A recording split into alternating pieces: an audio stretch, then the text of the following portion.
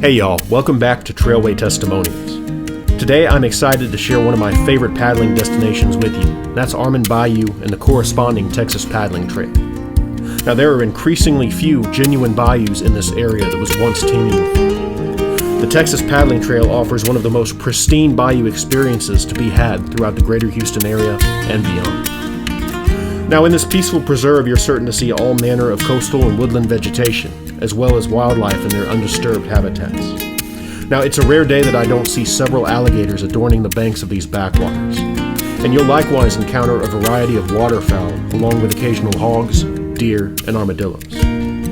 Now, the reaches of this paddle are nearly endless, adding to the amazing versatility that can provide a peaceful paddle to the beginner, as well as an amply arduous trek to the veteran paddler.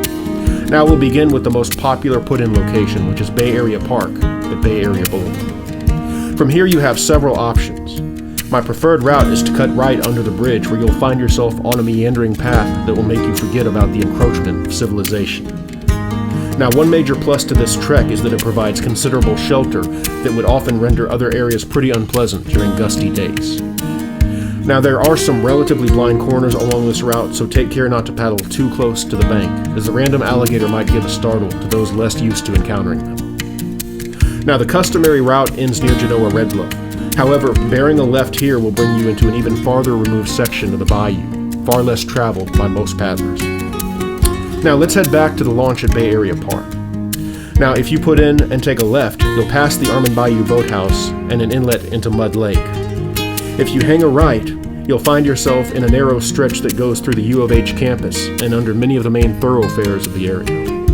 Now, if you head left instead, you'll find yourself in the much more open waters of Mud Lake. Just be aware of wind conditions, as it can get a bit boisterous on certain days. Now keep heading a few miles south on Mud Lake and you'll come to Clear Lake Park, which likewise has a launch. Now this is primarily what I consider the Armand Bayou leg of the trail. However, there are still many miles of waterways to be explored.